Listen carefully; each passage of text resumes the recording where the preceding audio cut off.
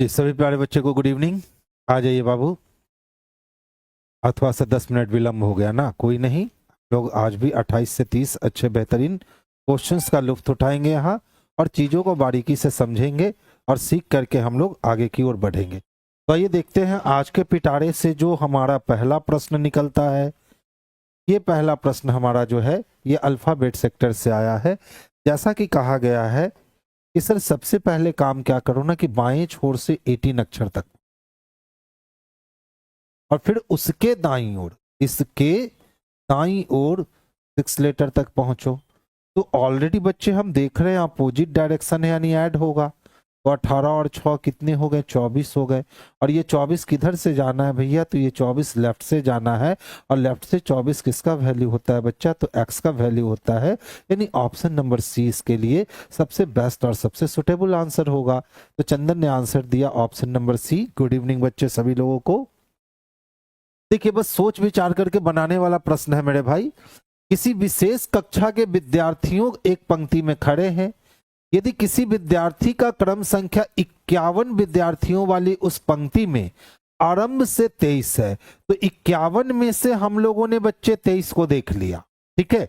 तो 11 में से अगर 3 निकालूंगा 8 बचेंगे, और 4 में से 2 निकालूंगा 2 बचेंगे, यानी 28 बच्चे शेष बच गए। +1 कर दो मेरे भाई, तो ये 29 हो जाएगा। और यही पूछा है तो पंक्ति के अंतिम से उसका क्रम क्या होगा? तो पंक्ति के अंतिम से उसका क्रम 29 होगा। बस रैंकिंग में इतना ही काम करते हैं। वो जो आप लाइन खींचकर बनाते हो ना, वो बेसिक फंडा है, वो सीखने के लिए काम आता है, लेकिन बनाते समय इतना नहीं करते हैं। अच्छा देखिए ध्यान से समझिएगा, ये भी अच्छा क्वेश्चन है। लड़कियों की एक पंक्ति में राजेश्वरी पंक्ति के एक सिरे से 5वां और दूसरे सिरे से 6ठे पे मौजूद है। तो एक से 5वां और दूसरे से 6ठा, तो 6 5 11 में से एक निकल गया। तो बच कितने गए भैया? तो 10 बच गए। यानी ऑप्शन नंबर सी इसके लिए बेस्ट और सबसे सुटेबल आंसर होगा। गुड इवनिंग बच्चे।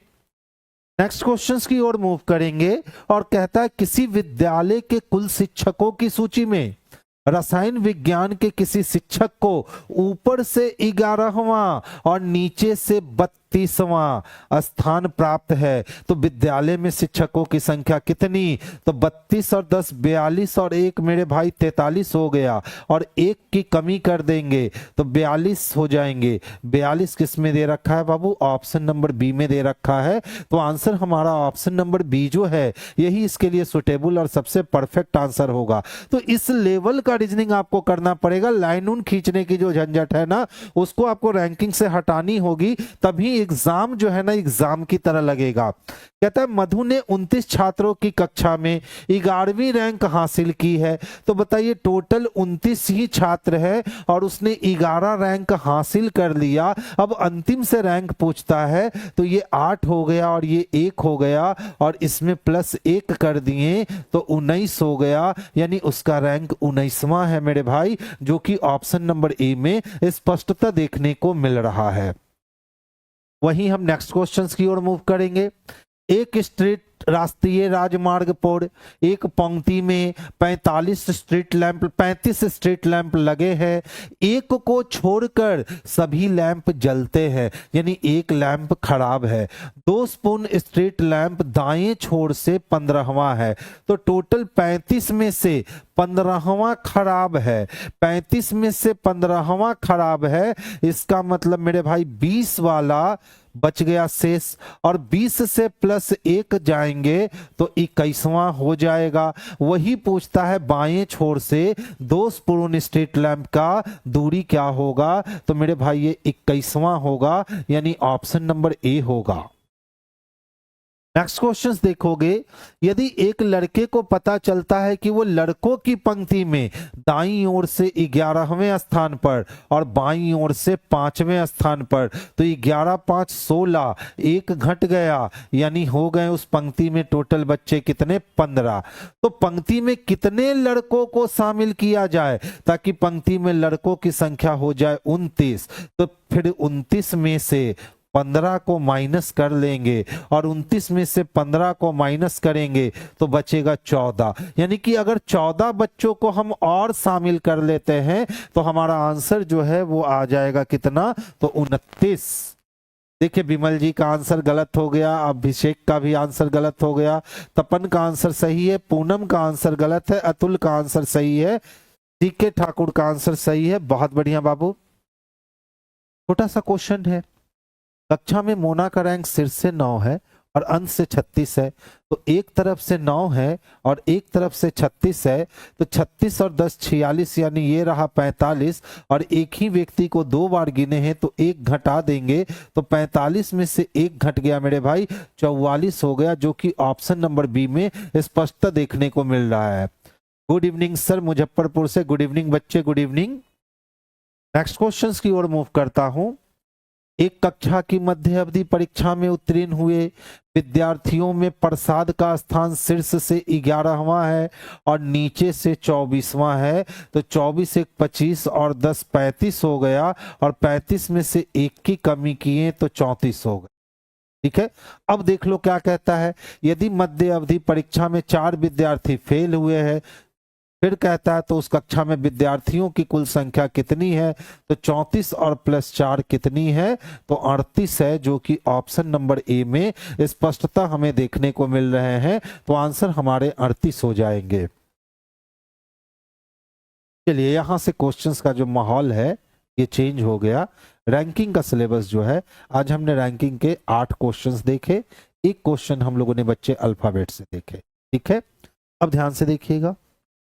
एस की प्लेस वैल्यू 19, पी की प्लेस वैल्यू 16, यानी -3 हो गए, और 16 से 15 होने का मतलब है -3 हो गए, 15 से 12 होने का मतलब है -3 हो गए, तो अब 12 में 3 की कमी करोगे 9 आएगा, 9 का मतलब आई आएगा, 12 में अगर 3 घटाते हैं तो 9 हो जाएगा ना। कोई और काम किया है क्या? 19 में से 3, 16 में से 3, 15 में से 3, 12, तो 12 में से अगर हम 3 घटाते हैं तब तो 11 आने चाहिए, नहीं? क्या किए हो भाई साहब? 24 से 22, 22 से 20 से 18, 18 से कितना हो जाएगा 16, 16 का मतलब क्या हो जाएगा, तो पी हो जाएगा, और इसके बाद 3 से 2 से 1 से जेड, तो वाई हो जाएगा। आई पी वाई चाहिए बच्चे, आई पी वाई चाहिए। ठीक है, क्योंकि 12 में से हम ज्यों ही कितने माइनस करेंगे, 3 माइनस करेंगे, तो 12 में से 3 माइनस करेंगे 9 आएगा, 9 का मतलब आई होगा। ये वाली ऑप्शन में मिसप्रिंट है, IPY होगा, तो ऑप्शन नंबर बी को सही करके क्या कर लो, IPY कर लो, यही इसके आंसर होंगे। ठीक है, राहुल मौर्य जी गाजीपुर से गुड इवनिंग बच्चे, बनाकर बताओ, ध्यान से देखना, बन जाएगा, समय ले लो कोई नहीं, लेकिन बनाकर बताओ।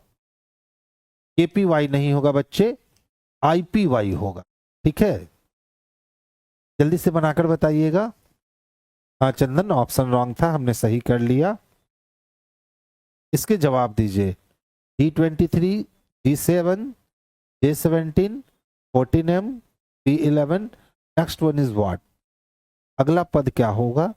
जल्दी से जवाब दोगे आप।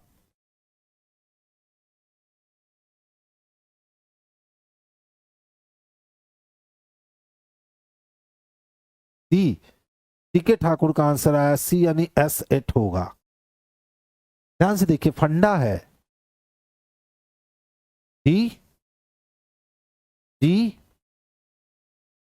J, M, P। ध्यान से देखो, फिर से देखो, फंडा है 23, 20,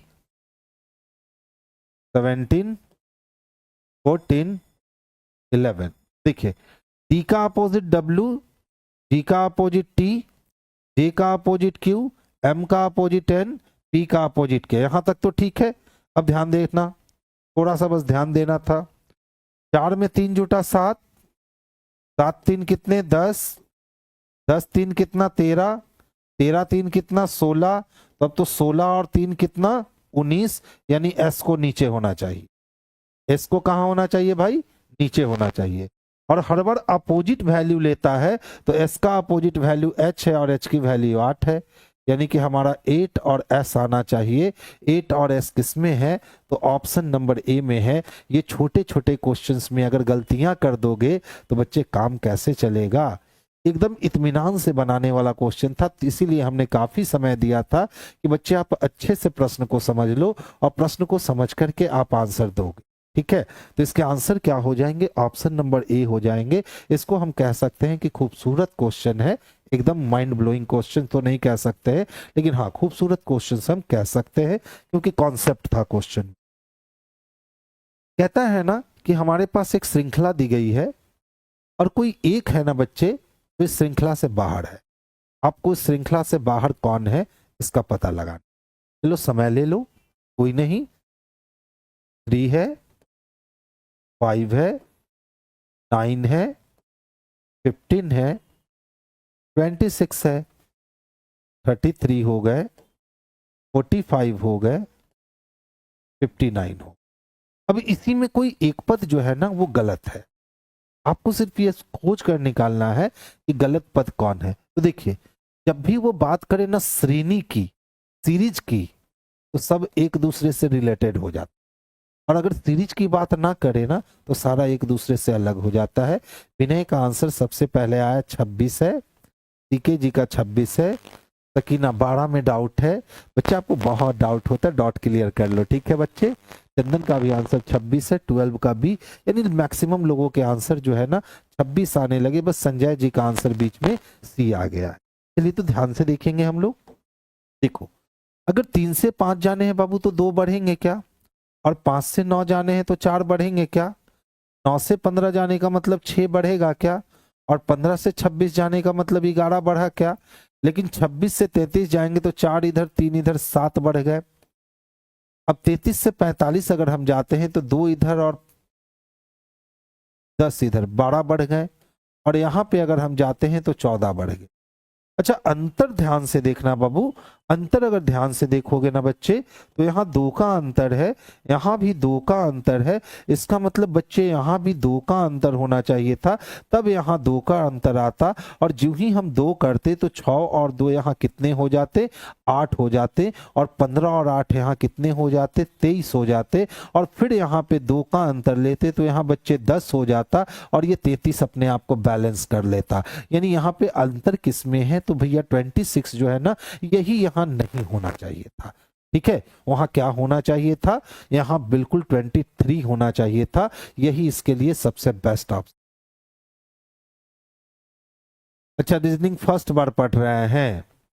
कोई नहीं बच्चे, सीखने के लिए है ना, एकदम सीख लीजिए। ठीक है, आइए ध्यान से देखिएगा।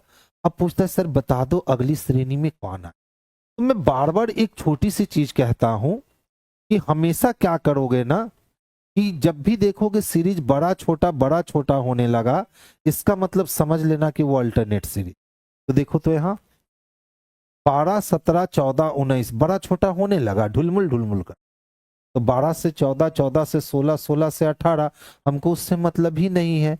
17 से 19 से 21 तो 21 से हो जाएगा बाबू 23, क्योंकि कितने की बढ़त हो रही है? तो 17 से 19 2, 19 से 21 2, तो 21 में 2 जोड़ेंगे तो 23 होगा, जो कि ऑप्शन नंबर बी में है। तो हमेशा बच्चे छोटी सी चीज याद रखोगे, जब भी सीरीज बड़ा छोटा होने लगे ना तो फिर बिल्कुल वहीं पे काम कर दीजिएगा। अच्छा, ऑप्शन सही है, हमने गलत कर दिया है। अच्छा, ऐसा भी होता है? बताओ, अब ध्यान से आप देख लो। एस की वैल्यू 19, पी की वैल्यू 16, ओ की वैल्यू, अच्छा, ओहो हो, हम लोग 16 में 3 घटा के 15 कर दिए ना। आज थोड़ा सा स्पीड चल रहा था मैं। एल की वैल्यू 12। तो देखो होता क्या है ना कि पहले कितना माइनस होता है? 3, फिर कितना माइनस होता है? 1, फिर कितना माइनस होता है? 3। तो अब कितना माइनस होगा? 1, यानी सही में के होगा रे बच्चे। बस स्पीड में चलता चल गया। अच्छा, यहां देखिए तो जल्दी से बनाकर देखिए। ठीक है,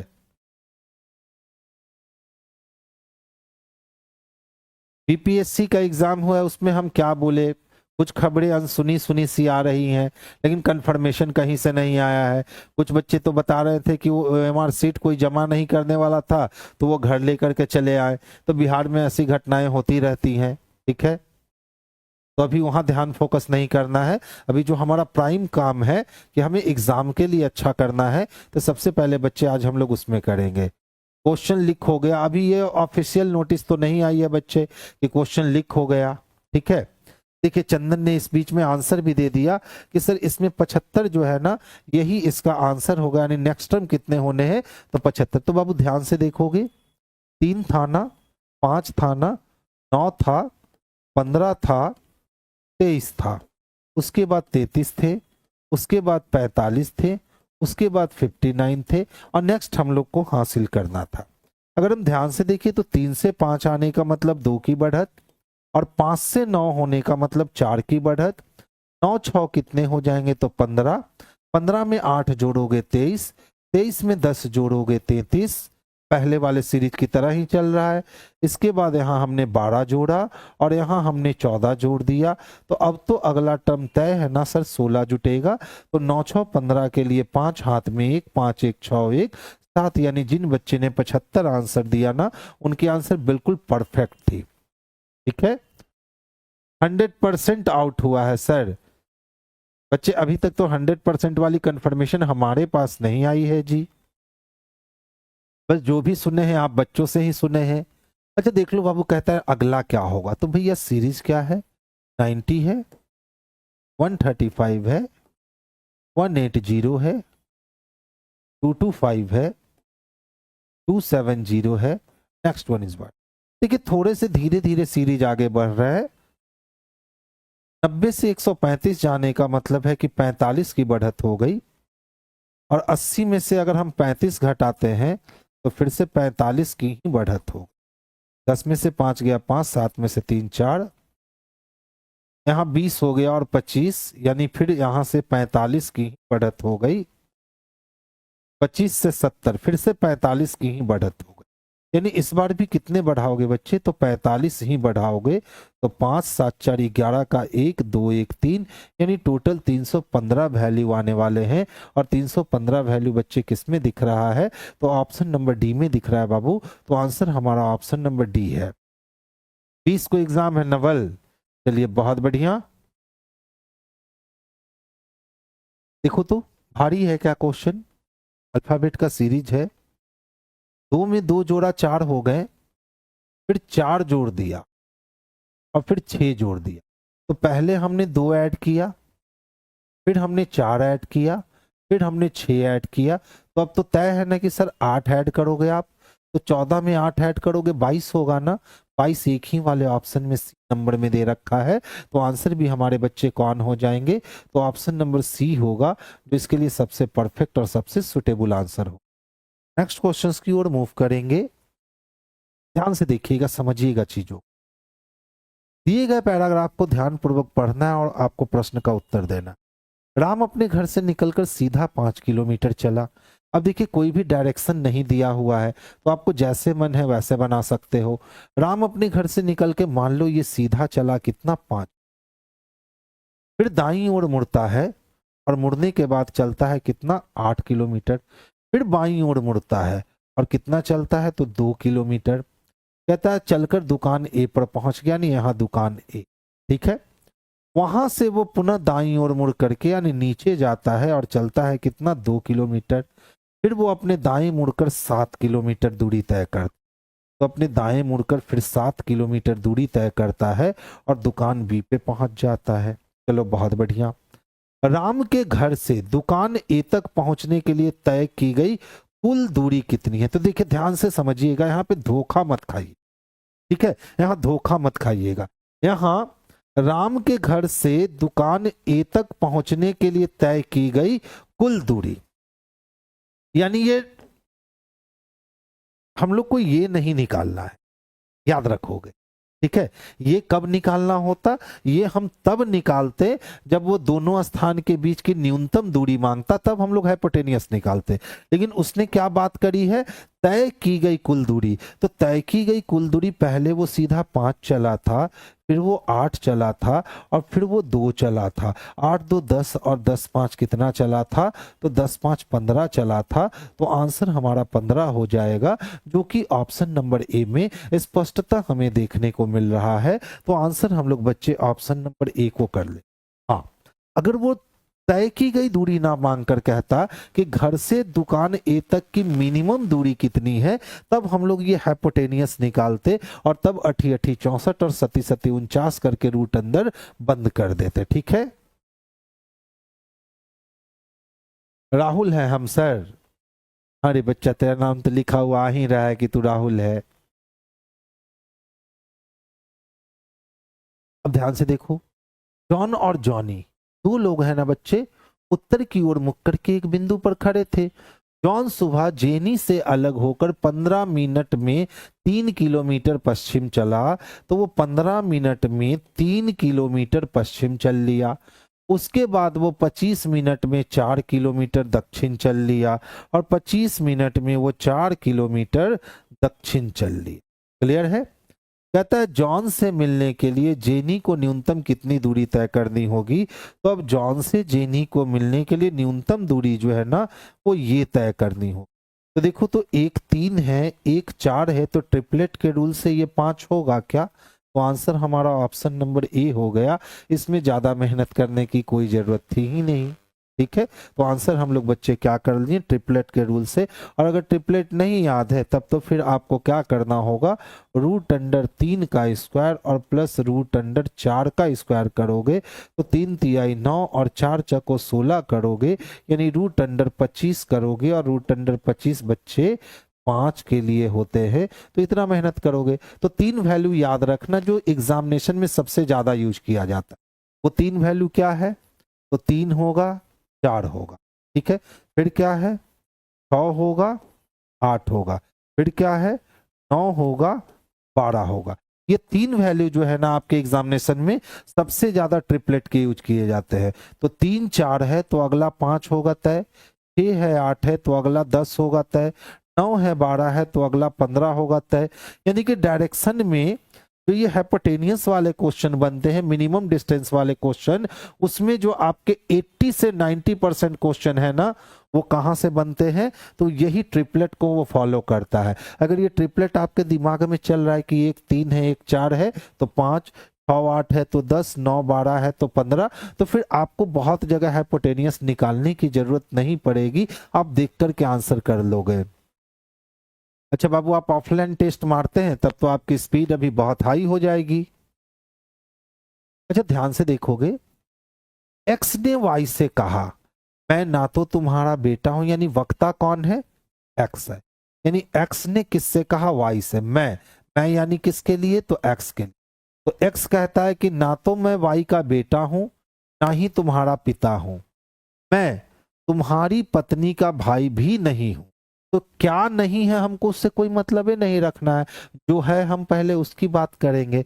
लेकिन मैं उसका संबंधी हूं। किसका संबंधी हूं?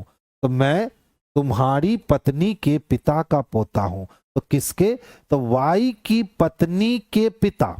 तो वाई के पत्नी के पिता यानी वाई के ससुर हो गए, और ससुर का पोता यानी साला का बेटा। तो एक्स जो है वो वाई के साला का बेटा है, यानी कि पत्नी के भाई का पुत्र है। साला के बेटा को क्या कहेंगे? तो पत्नी के भाई का पुत्र कहेंगे। तो ऑप्शन नंबर सी। अब देखो कितना खतरनाक क्वेश्चन था, और एनटीपीसी स्टेज 1 में पूछा गया ये क्वेश्चन है, और सही मायने में खतरनाक क्वेश्चन है, क्योंकि पहले उसने कहा ई नहीं हूं, ऊ नहीं हूं, ई नहीं हूं, लास्ट में जाकर के चुपके से जोड़ दिया कि हम क्या लगेंगे। अब देखिए इस क्वेश्चन को अगर हम बनाने जाएंगे तो कौन कह रहा है बच्चे? तो एक्स कह रहा है। किससे कह रहा है? तो वाई से कह रहा है। मैं ना तो तुम्हारा बेटा हूं, तो अब कहेंगे कि एक्स वाई का बेटा नहीं है, ना ही तुम्हारा पिता हूं, यानी एक्स वाई का पिता नहीं है, मैं तुम्हारी पत्नी का भाई भी नहीं हूं, तो वाई की पत्नी का भाई भी एक्स नहीं है, लेकिन मैं उसका संबंधी हूं। संबंधी हूं किसका? उसका संबंधी। मैं तुम्हारी पत्नी, यानी कि वाई की कौन?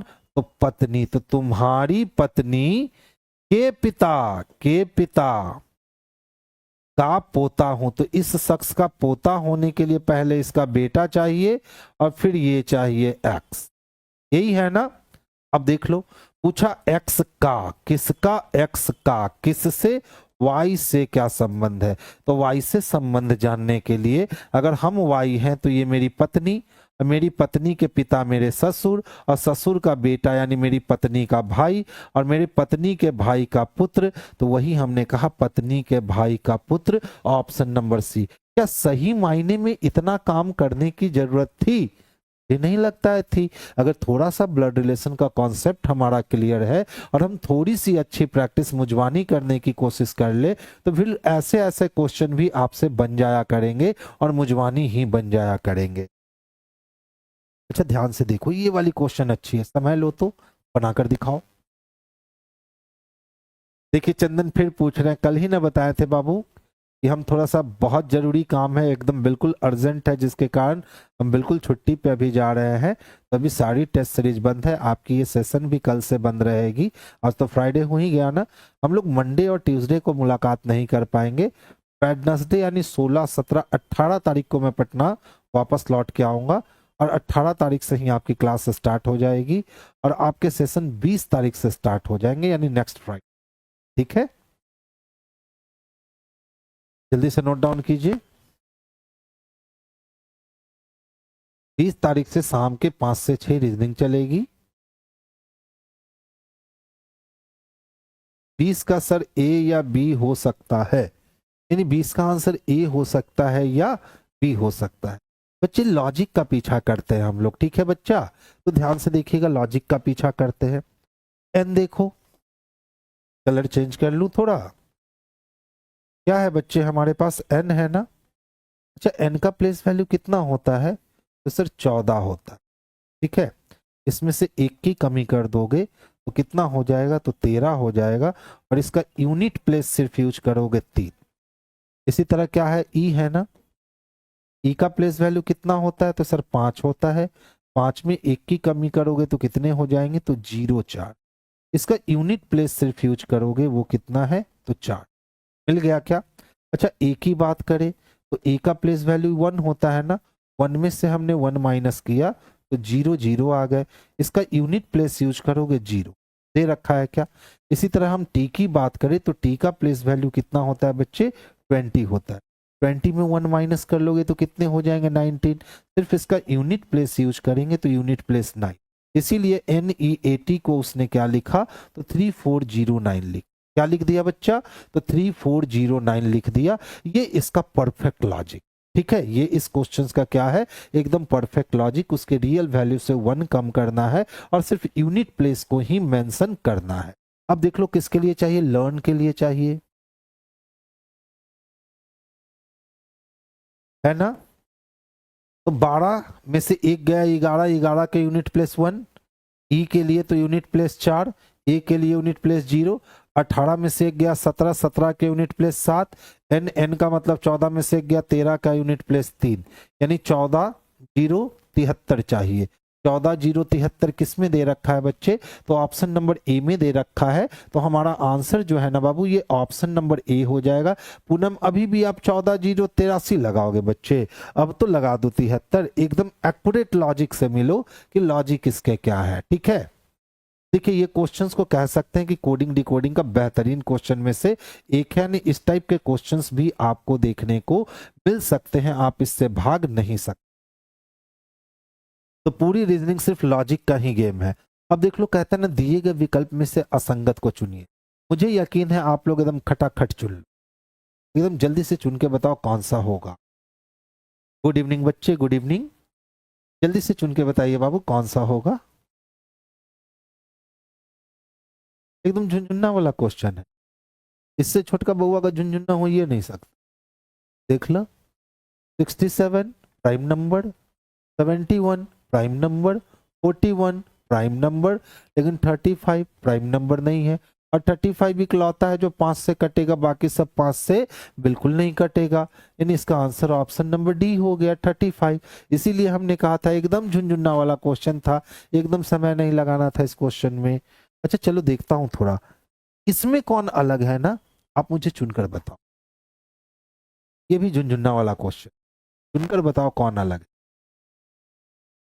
Question number 22, which one is odd, कौन सा जो है वो अलग है, जल्दी से चुनकर बताओगे।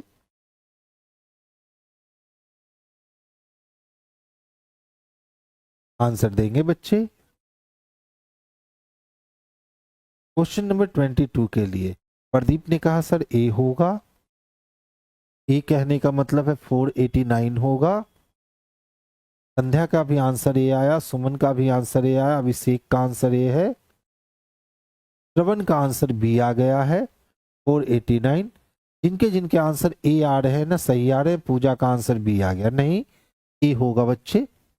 अब सवाल उठता है सर क्यों ए होगा, तो देख लो 5 का मल्टीपल, 5 का मल्टीपल, 5 का मल्टीपल, या कह सकते हैं कि वो तीनों इकलौता है जो 5 से पूरी तरीके से विभाजित हो जाएगा, लेकिन ये बंदा कोशिश भी करोगे तब भी 5 से विभाजित नहीं हो सकेगा। यानी 489 जो है ना बच्चे अदर से डिफरेंट है, तो आंसर हम लोग ऑप्शन नंबर ए लगा लेंगे। बिल्कुल राजेश जी, 5 से नॉट डिविजिबल। ये प्योर नॉलेज बेस्ड क्वेश्चन है। अगर नॉलेज है तो आप जवाब दे सकते हो, नॉलेज नहीं है तो फिर राम भरोसे ही जय श्री राम बोलकर टिक लगा सकते। तो जल्दी से देखूं थोड़ा आपका नॉलेज। कहता है सर क्रिकेट का संबंध एम्पायर से है, ठीक है, क्रिकेट का संबंध किससे है, तो एम्पायर से है। कहता है कि वॉलीबॉल का संबंध किस, तो देखिए क्रिकेट में जजमेंट का काम किसका होता है, जजमेंट का काम किसका होता है, एम्पायर का होता है। तो इसी तरीके से वॉलीबॉल में जो जजमेंट का काम होता है वो किसका होता है, ध्यान से, सर्विस, रेफरी, एम्पायर, खिलाड़ी। 23 का भी बहुत बढ़िया बहुत बढ़िया। देखिए एम्पायर किस में होता है, क्रिकेट में, खिलाड़ी तो सब में होते हैं। सर्विस जो है ना, ये आपका टेबल टेनिस वगैरह जो होता है ना उसमें सर्विस वाली बात आती है, लेकिन वॉलीबॉल में इसमें रेफरी होता है। इसमें क्या होता है बच्चे, तो रेफरी होता है। नहीं, ऑप्शन नंबर बी है। बिल्कुल आप लोग को नॉलेज है, बहुत बढ़िया, क्या बात है, मजेदार। तो देख लूं, देखिए विटामिन डी की कमी से सूखा रोग होता है। अब ये सूखा रोग क्या है, तो जब भी आपके शरीर में विटामिन डी की कमी हो जाएगी ना, तो एक प्रकार का रोग होगा जिसको हम लोग सूखा रोग कहते हैं, ठीक है। ये चर्म रोग की तरह नहीं होता है, सूखा रोग है। अब कहता है इससे संबंधित आपको एक विकल्प का चयन करना है कि जिस तरह से विटामिन डी की कमी से सूखा रोग होता है, उसी प्रकार इसमें से कौन 4 ऑप्शन है जिसमें से एक उसके जैसा रिएक्ट करेगा। 24 का आंसर सी और बी आ रहे हैं। 24 के आंसर कितने आ रहे हैं, तो सी और बी आ रहे हैं। अब देखिए विटामिन डी की कमी से सूखा रोग होता है, तो क्या जीवाणु की कमी से हैजा होगा, नहीं, जीवाणु के कारण हैजा हो, खत्म। अच्छा बताइए, विटामिन सी की कमी से थायराइड थोड़ी ना होता है, ठीक है, विटामिन सी की कमी से थायराइड नहीं होता है, ये भी खत्म हो गया। एस्पिरिन जो है वो दर्द में आराम देने के लिए होता है, खत्म हो गया। लेकिन अगर आपके ब्लड में आयरन की कमी है ना, यानी लौह तत्व की कमी है, तो आपको एनीमिया हो जाएगा, यानी खून की कमी हो जाएगी, जो महिलाओं में ज्यादा पाई जाती है, खून की कमी। तो आंसर बच्चे कौन हो जाएंगे, तो सी हो जाएंगे। जिस प्रकार विटामिन डी की कमी से सूखा रोग होता है सर, उसी प्रकार आयरन की कमी से अनीमिया रोग होता है। बनाकर दिखाओ भैया, क्वेश्चन तो ये भी अच्छे हैं। दिमाग लग गए तो 10 सेकंड इनफ है, दिमाग नहीं लगे 30 सेकंड में तो कर ही लो। जल्दी से जवाब देकर बताओगे।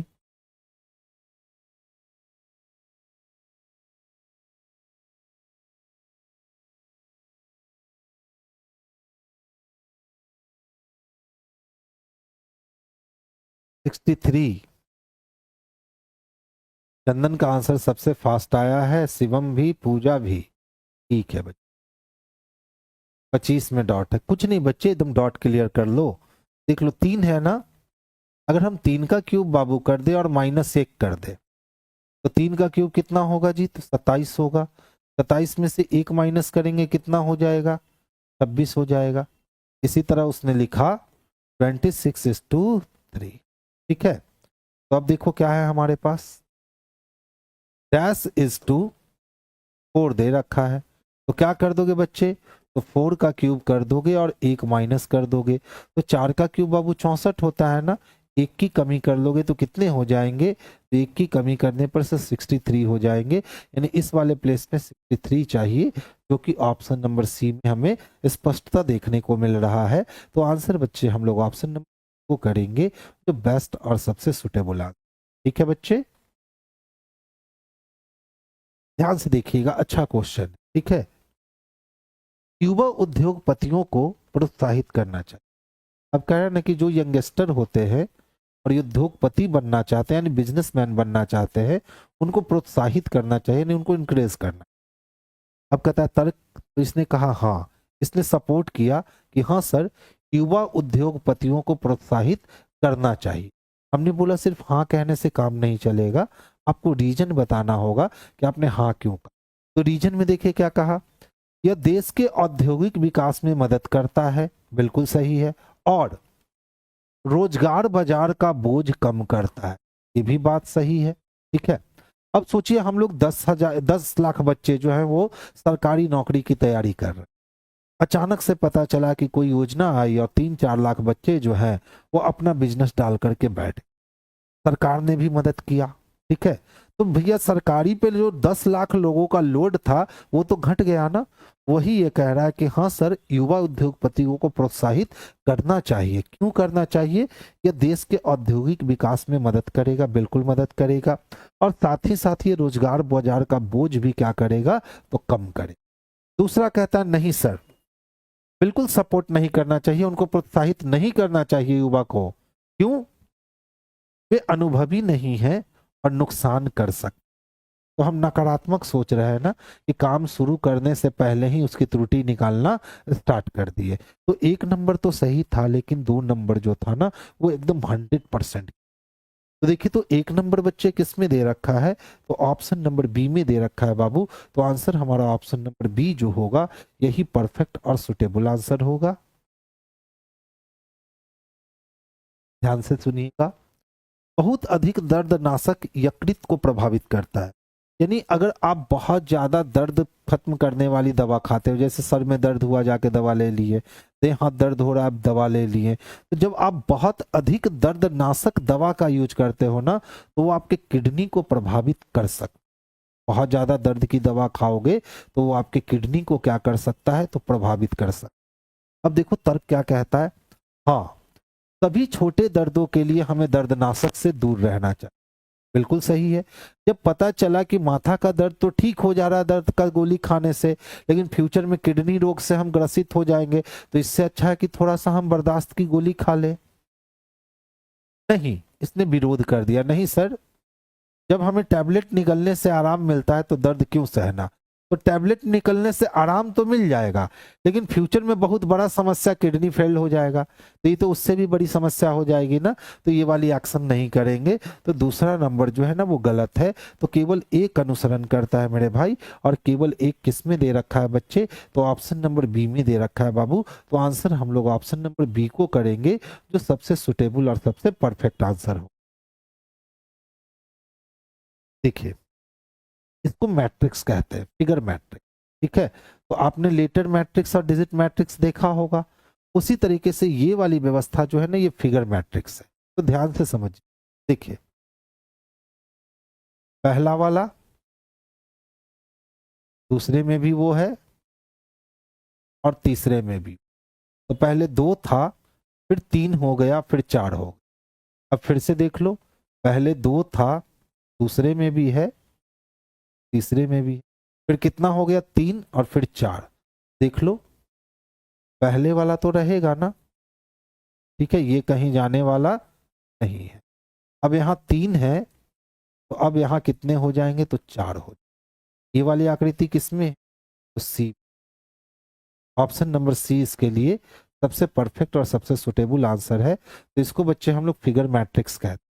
तो क्या कहते हैं बाबू, तो इसको हम लोग फिगर मैट्रिक्स कहते हैं, और ये इसी तरीके से अलग अलग फिगर के साथ आपके दिए जाते हैं।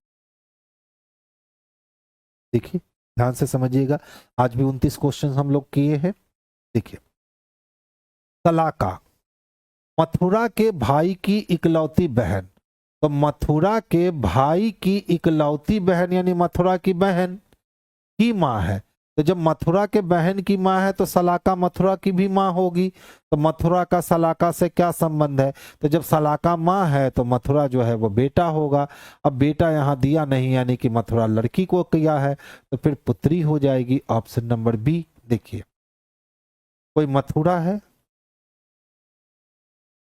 और मथुरा के भाई की इकलौती बहन की माँ है, कौन? नहीं बच्चा, यहाँ पुत्र ही कहना चाहिए था, क्योंकि यहाँ इसके भाई की इकलौती बहन। अब कहता है मथुरा का सलाका से क्या संबंध, मथुरा का सलाका से। तो देखिए, पुत्री तब हो सकती है जब ये दोनों शख्स जो है ना, ये दोनों शख्स जो है, ये दोनों शख्स सेम हो। ठीक है, तो मथुरा के भाई की इकलौती बहन मथुरा खुद हो गई, और मथुरा की ही माँ सलाका हो गई। तो सलाका जब इनकी माँ हो गई तो मथुरा इसकी पुत्री हो गई। तो पुत्र हमारे पास ऑप्शन में था नहीं, तो इस कंडीशन में हम लोग पुत्री को ही आंसर करेंगे, जो कि सबसे परफेक्ट और सबसे सुटेबल आंसर। ठीक है, तो देखिए आज का सेशन हम चाहेंगे यहीं पे आज हम विराम लगाते हैं।